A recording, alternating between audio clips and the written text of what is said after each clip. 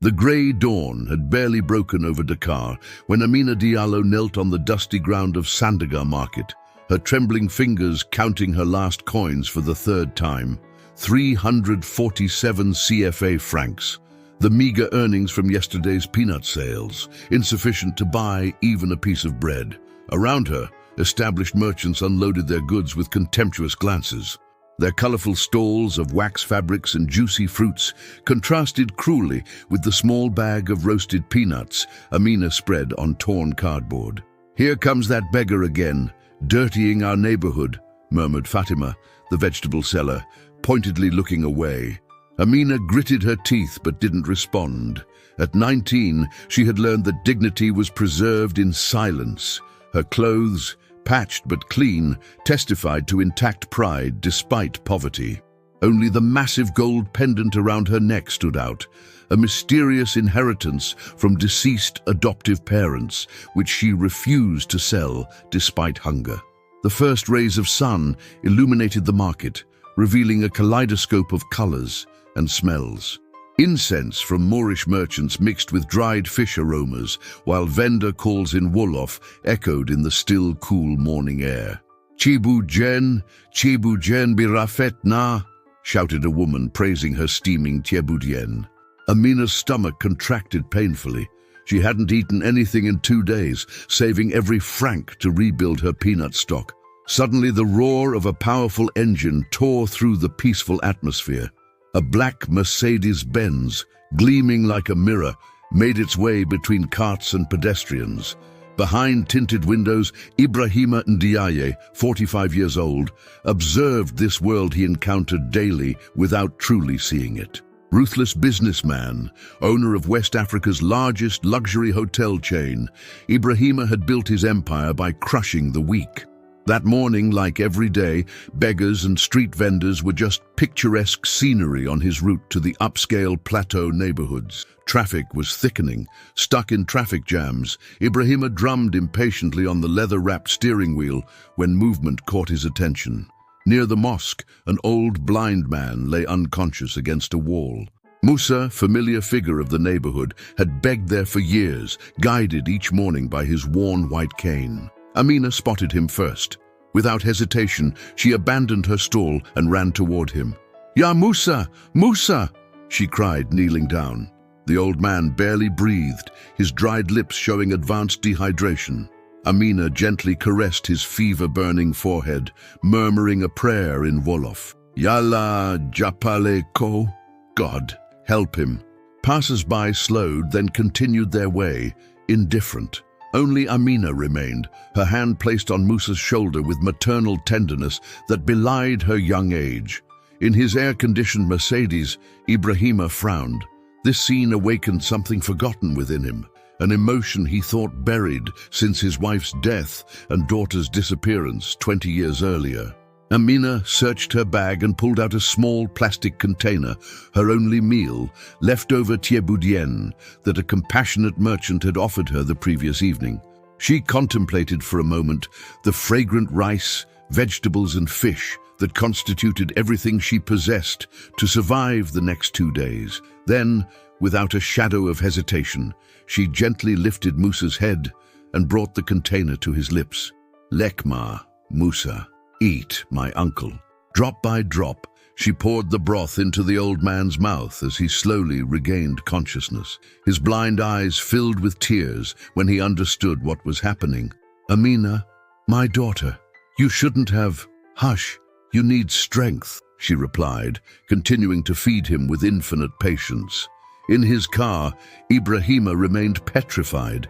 This young woman had just given her last meal to a stranger, sacrificing her own survival without the slightest calculation. A gesture of such pure generosity that it took his breath away. Something in Amina's profile, in her way of tilting her head in this maternal gesture, painfully reminded him of his late wife Fatou, but it was impossible. His daughter had perished in the fire with her mother. The investigators had confirmed it. Yet that pendant shining at the young woman's neck seemed so familiar. Horns sounded behind him. Traffic was resuming, but Ibrahima couldn't take his eyes off this scene. Moved by an impulse he didn't understand, he turned off the engine and opened his door. His $1,000 Italian shoes touched the market's beaten earth for the first time. Slowly, as if hypnotized, he approached Amina, who was finishing feeding Musa, completely unaware she was being watched. The contrast was striking on one side. This man in a three-piece suit, worth more than what most neighborhood people earned in a year, on the other. This young woman in a faded dress who had just accomplished the purest act of generosity he had ever seen. Ibrahima stopped a few meters away, heart pounding, troubled by an emotion he couldn't identify. In his chest, something he thought dead for long was slowly awakening. Amina looked up and met his gaze. For a suspended moment, their two worlds met in a silence charged with mystery and promises. 3 days had passed since the silent encounter between Amina and the man in the suit. The Medina neighborhood awakened under the first muezzin calls, its paved alleys winding between colonial houses with wrought iron balconies and traditional huts with ochre walls. At the neighborhood's heart stood the century-old baobab, guardian of ancestral secrets. Its gnarled roots had seen generations born and die, while its massive trunk sheltered the elders' discussions. That morning, melancholic Kora notes escaped from its branch's shadow, played by Demba, the old blind griot. Amina arranged her peanuts near the sacred tree when Seydou Kamara emerged from his neighboring mechanic shop. At 24, this young man with calloused hands and shy smile hid a secret love for her behind clumsy gestures. Each morning, he found an excuse to pass near her stall. "Assalamu alaikum, Amina," he murmured, wiping his oil-stained hands on a cloth. "Wa alaikum salam, Seydou." Her smile illuminated the young man's face. Not far away, Awa Thiam spread her shimmering fabrics on her stall. Imposing woman in her 50s, she watched Amina with maternal tenderness. Since the death of the girl's adoptive parents, she had discreetly watched over her. "This little one reminds me of someone," she murmured, caressing a Wolof-patterned cloth. At the same moment, in the upscale plateau neighborhoods, Ibrahima stared at a yellowed photo, his late wife Fatou, wearing the same pendant he had glimpsed at Amina's neck. This resemblance had obsessed him for 3 nights. "Brother, you seem preoccupied," said a suave voice behind him. Mamadou Sarr entered the office, his lawyer's presence poorly concealing growing anxiety. Shorter and thinner than Ibrahima, he compensated with cunning intelligence and devouring ambition. "That beggar from the market. She wears a strange jewel," said Ibrahima, without turning around. Mamadou's blood froze. After 20 years, the past was coming back to haunt him. He had to act quickly. 2 hours later, 3 municipal policemen surrounded Amina's stall. Their khaki uniforms violently contrasted with the market's bright colors. "Your business papers," barked the chief, a pot-bellied man with cruel eyes. I don't have any, officer, but I've been selling here for years." "Illegal selling. You're dirtying our neighborhood's image. Get out."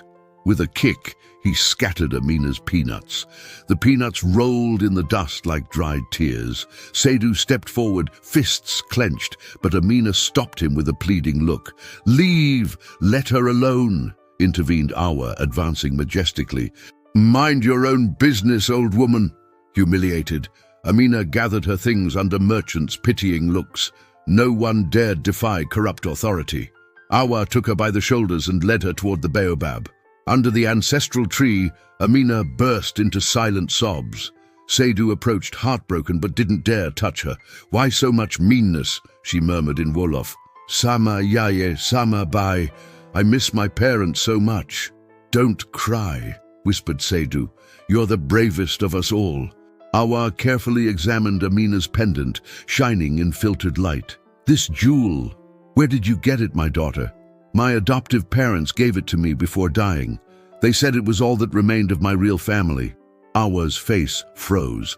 She knew this pendant. She had once worked as a housekeeper in a great plateau villa before the terrible fire that destroyed everything. "Amina, you need to know something about your origins." But before she could continue, an elegant man's shadow fell on them. Ibrahima stood there, hesitant, troubled by an emotion he didn't understand. "Excuse me," "I would like to speak with this young woman." In his Mercedes parked in the distance, Mamadou observed the scene with binoculars, face tight with anxiety. His brother was dangerously approaching the truth. After 20 years of silence, the secret that had shaped his fortune risked exploding. He took out his phone and dialed a number he hadn't used in years. "It's me. We have a problem. The girl is still alive, and Ibrahima found her." In his mahogany-paneled office, Ibrahima received the cardboard folder that Alioune Diop, private investigator he had employed for 15 years, handed him. The man with weathered face placed the file on the desk with unusual gravity. "Mr. Ndiaye, what I discovered will upset you." Ibrahima opened the file with trembling hand. Photos of the March 12, 1998 fire spread before his eyes, his Almadies villa reduced to ashes, firefighters powerless against flames. But beyond images he knew by heart, new elements appeared. "The fire was criminal, sir. Gasoline traces detected but covered up in the official investigation. And concerning your daughter," the investigator paused. "Aminata, 4 years old, officially declared dead. But no child's body was ever found in the debris." Ibrahima's blood froze. 27 years of mourning, guilt, sleepless nights. What if his daughter had survived? At the same moment, under Medina's baobab, Amina sadly contemplated her bicycle with warped wheels. The broken chain hung like a dead snake. Without this means of transport, impossible to sell her peanuts in distant neighborhoods. "Let me help you," proposed Seydou, approaching with his toolbox. The young mechanic knelt and began repairing the rusty bicycle. His precise gestures contrasted with his usual shyness. Amina sat near him, watching his skilled hands in the golden sunset light. "You know, Seydou, sometimes I dream of having a real family," she confided suddenly. "Opening a school for children like me, orphans who have no one." Seydou looked up at her. In those hazel eyes shone determination that fascinated him. "You'd make a wonderful teacher," he murmured. Their hands brushed when she handed him a wrench. An electric thrill ran through both.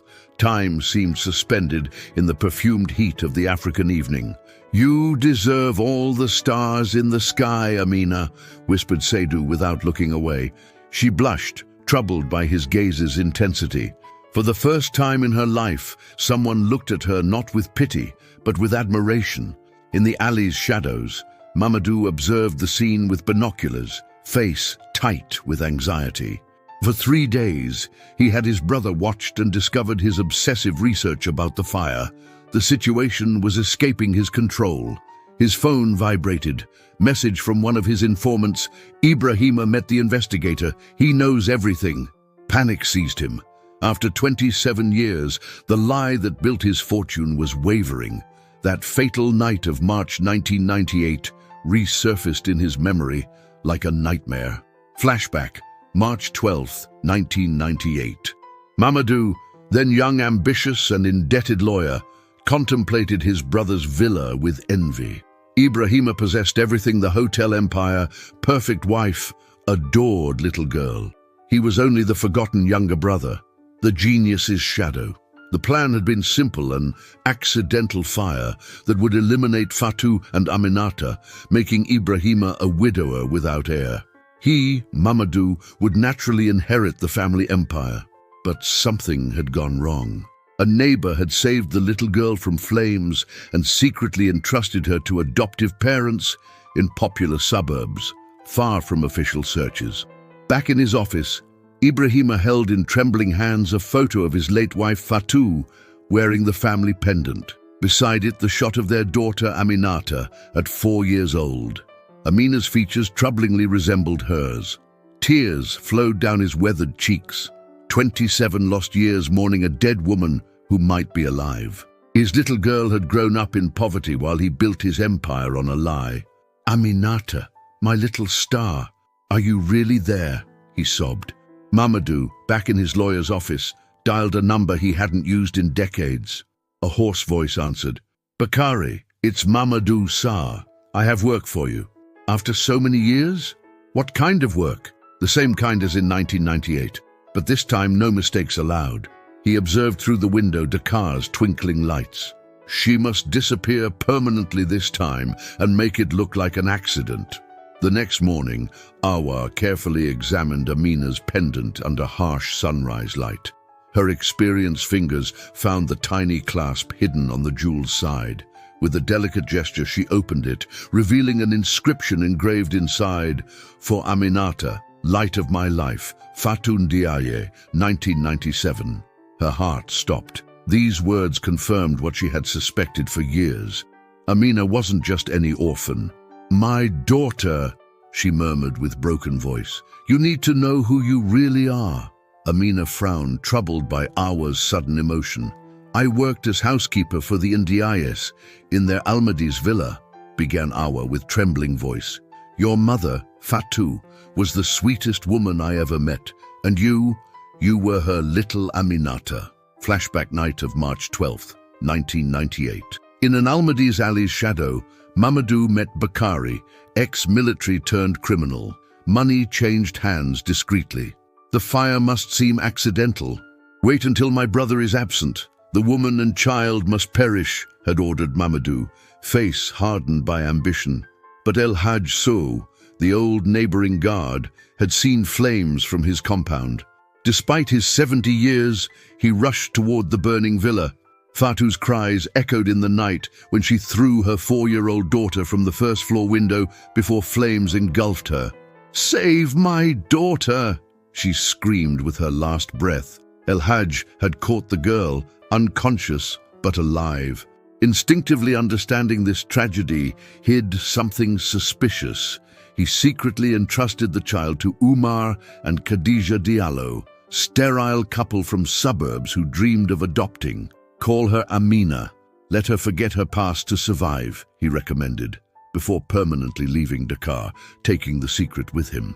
Back in the present, Amina listened to Awa's account, eyes wide with disbelief. "You mean that I'm not really an orphan? That my father? Your father is Ibrahima Ndiaye, the man who observed you at the market. He's been searching for you for 27 years. Amina collapsed to her knees, overwhelmed by an unbearable mixture of joy and pain. 27 years of poverty, loneliness, questioning about her origins. And her father lived a few kilometers away, in opulence she had never known. Why did no one ever tell me anything?" she sobbed. "Your adoptive parents wanted to protect you. They died taking this secret with them." Meanwhile, in his luxury hotel Les Baobabs, Ibrahima nervously paced his office. Diop's investigation confirmed his suspicions. Amina was his daughter. This evidence struck him with divine revelation force. Moved by impulse, he dialed his human resources director's number. "Discreetly hire the young woman who sells peanuts near Sandaga Market. Find her a suitable position. Assistant receptionist, for example. Mr. NDI without diploma? Do it!" he cut sharply. Something in him recognized this girl as his, beyond all logic. Every gesture, every expression reminded him of Fatu. That same afternoon, a human resources employee presented himself at Awa's. "Miss Diallo? Les Baobabs Hotel wishes to offer you employment." Amina, still shocked by Awa's revelations, accepted mechanically. Stable employment represented a miracle in her precarious situation. For his part, Mamadou had intercepted information through contacts in the family business. Rage invaded him. His brother was dangerously approaching truth. Worse, he actively protected the one threatening his usurped inheritance. He observed Ibrahima from his lawyer's office window, clenching teeth. 27 years of lies were crumbling. If he didn't act quickly, his entire crime-built empire would collapse. "Bakari," he murmured into his phone. "Change plans. No more accident talk. She must disappear tonight." Night fell on Medina when Amina left Awa's stall, troubled by revelations that overturned her existence. She walked slowly toward Pekin slum, mind clouded by too many contradictory emotions. In narrow alleys' shadows, 3 hooded figures followed her at distance, progressing silently between dilapidated walls. One held something shining in darkness. Amina mechanically pressed her pendant against chest, unaware she had always worn the key to her lost identity and seal of her tragic destiny. Behind her, footsteps approached in oppressive silence of African night. Medina's alleys darkened when 3 hooded men surrounded Amina. Before she could scream, chloroform-soaked cloth covered her face. Her body slumped limply in their arms. "Quick, the van!" hissed one. Seydou, returning from his workshop, glimpsed the scene from afar. His heart raced. Without thinking, he mounted his motorcycle and discreetly followed the vehicle speeding toward Dakar port. In a disused warehouse smelling of fish and rust, Amina regained consciousness, tied to a chair. Sputtering neons cast sinister shadows on leprous walls. Facing her, Mamadou Sarr nervously paced cracked concrete floor.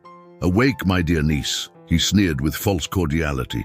"Niece," Amina blinked, still groggy. "Aminata Ndiaye, daughter of Ibrahima and late Fatou, the one who should have died 27 years ago." Truth struck Amina like a slap. This elegant man was the uncle she never knew, the one who, "It's you killed my mother." Mamadou stopped dead, face twisted by years of repressed guilt. "I had no choice. Ibrahima possessed everything: the company, fortune, love. Me, I was the shadow, the forgotten one." His voice rose hysterically. "That fire was supposed to give me my rightful place. You destroyed my family. 27 years of misery because you were jealous." "Shut up!" he screamed, slapping her violently. "You'll disappear tonight, as you should have disappeared that night." Outside, Seydou observed the warehouse guarded by 2 armed men. His phone vibrated. He dialed Ibrahima's number that Awa had given him. "Mr. Ndiaye, Amina has been kidnapped. Dakar Port, Warehouse 47. Ibrahima felt his blood freeze. "I'm coming. Call police." In the warehouse, Mamadou contemplated his niece with cold hatred. "You represent everything I wanted to destroy. Direct lineage, inheritance. The inheritance mattered more to you than your own family's life." "Shut up!" He pulled a pistol from his jacket. "Goodbye, Aminata." Suddenly, Seydou burst in by smashing a window. He rolled on ground and stood up, facing stunned guards. "Amina! Seydou, no, leave!" she cried, terrified.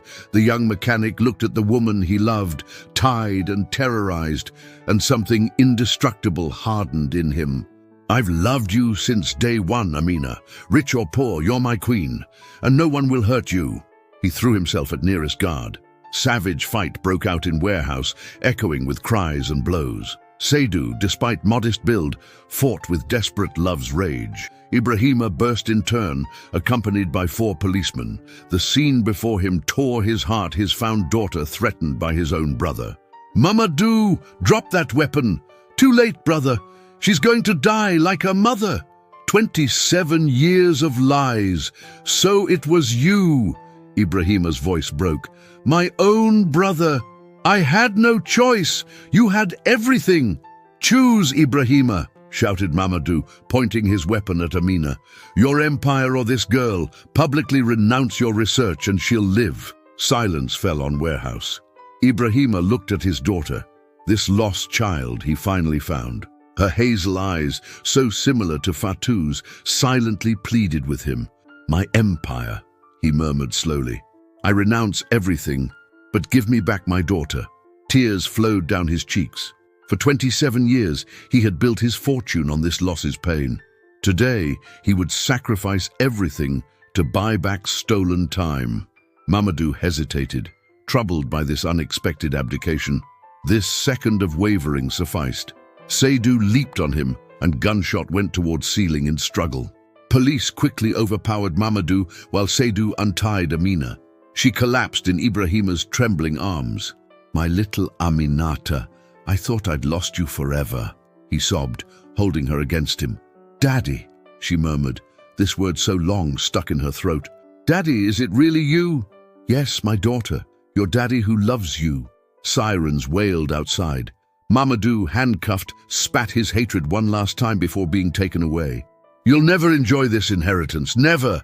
But Amina, wounded in shoulder by stray bullet, looked intensely at her found father. Despite pain, her eyes shone with new determination. "Daddy, I have so much to tell you." Ibrahima squeezed her hand. understanding his real life was finally beginning. 6 months had passed since that dramatic night at port.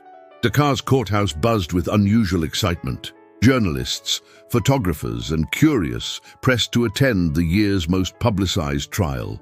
In defendant's box, Mamadou Sarr, emaciated and aged, listened to verdict reading. Guilty of voluntary homicide, attempted murder, and conspiracy. 25 years criminal detention. Judge hammered his verdict under crackling flashes. Truth finally exploded publicly, freeing 27 years of lies. In stands, Amina squeezed Ibrahima's hand, officially recognized as Aminata Ndiaye, legitimate heir to family empire. "Justice is served, my daughter," murmured Ibrahima, tears in eyes. But real transformation had operated well beyond tribunals. In luxurious Almadi's villa, rebuilt identically, Amina contemplated garden where her mother Fatou once cultivated roses. Despite found fortune, she still wore simple, colorful wax dress, refusing ostentation. "You don't change clothes," wondered Ibrahima, joining her on terrace. "Daddy, these fabrics tell my story. They remind me where I come from." Ibrahima smiled, moved by wisdom beyond her age. His daughter taught him true wealth wasn't counted in CFA francs, but in shared kindness gestures. "What if we went to market? I'd like to see Awa again, and all those who protected you." Together, they went to Sandagar in discreet Mercedes. But instead of crossing market ignoring misery, Ibrahima discovered each face, listened to each story. His daughter taught him humanity he'd forgotten in his success race. Awa welcomed them with open arms, joy, tears streaming down cheeks. "My daughter, my child," she embraced Amina as if fearing to lose her again. "Awa, I have a proposal for you," announced Amina solemnly. "Would you accept directing Fatou Ndiaye Foundation to help all Dakar orphans?" Fabric seller brought hand to heart, overwhelmed. "You want to create foundation in my mother's memory. Every abandoned child deserves a chance, like the one you gave me."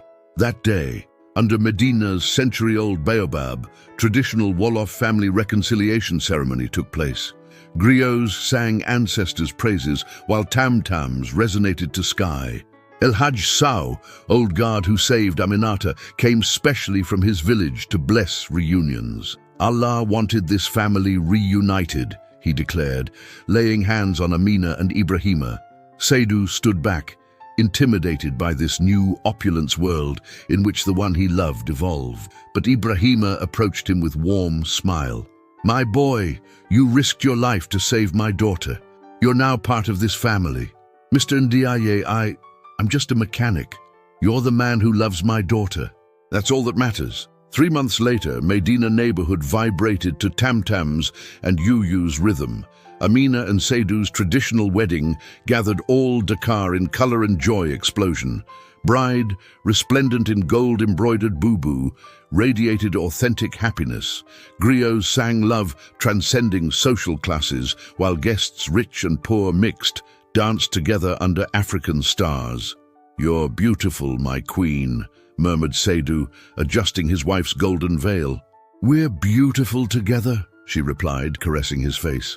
1 year later, in popular Pekin neighborhood, rose modern school with colorful walls. Above entrance, golden plaque indicated Fatou Ndiaye School Hope for All Children. Amina and Seydou, hand in hand, contemplated children playing in courtyard. Their crystal laughs resonated like hope melody. Musa, former blind beggar sitting under mango tree, told them Wolof legends with his 70 years wisdom. "Madam Director," called small boy with sparkling eyes, "when do we eat?" Amina burst laughing and caressed his curly hair. "Right away, my treasure. No one will ever be hungry in this school." She looked at Seydou, then school buzzing with life. Finally, her father distributing notebooks to children with found tenderness. Her hand brushed her belly where new life already grew, setting sun-gilded Dakar roofs, painting city with 1,000 gold and ochre nuances. In this perfect light, Amina understood she found her true wealth, love, family, and joy of giving. In Dakar's dusty streets, Amina learned true nobility isn't measured by gold one possesses, but by humanity one shares. Because whoever gives their last grain of rice is never truly hungry. Their heart feeds on light they kindle in others' eyes. This story reminds us true wealth doesn't reside in what we possess, but in what we give others. Amina teaches us that even in most difficult moments, kindness gesture can transform lives and reveal hidden destinies. Her generosity toward Musa triggered event chain that returned her family, identity, and happiness.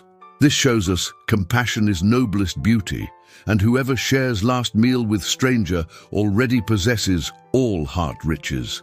What city are you watching from? Comment down below and let us know where our amazing viewers are tuning in from around the world.